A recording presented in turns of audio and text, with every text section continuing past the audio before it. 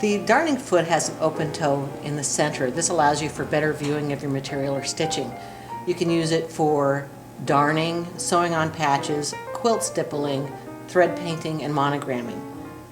For this demonstration, I will be doing a monogram and I will be doing quilt stippling. I will now attach the foot. Before I start to quilt stipple, I want to disengage the feed dogs.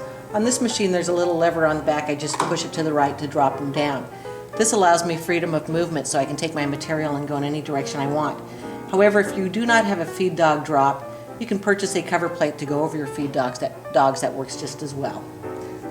The next thing I want to do is take my material, put it under the foot, and then just take one stitch into the fabric to pull that bobbin thread to the top.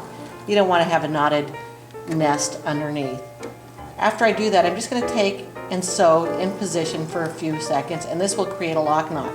Once I've done that, it's very simple. Moderately fast with the foot control and slow with your hand.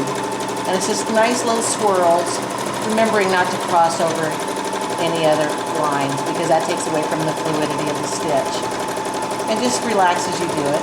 And then when you come to the end, also sew in place for a moment to create a lock knot. And you're done. Freemotion quilt stippling. To do a monogram, I like to place a little horizontal line on my material. When I sew a monogram, I'm going to keep that line horizontal. If I spin the material, my letter won't turn out. So you want to just keep the line horizontal. Now, since I can't move my needle, I'm going to move the fabric. So I think of my needle as a pencil, and I think of my fabric as paper. And going moderately fast with the foot control and slow with my hand, I can make a nice little monogram. For this demonstration, I'm making the letter J.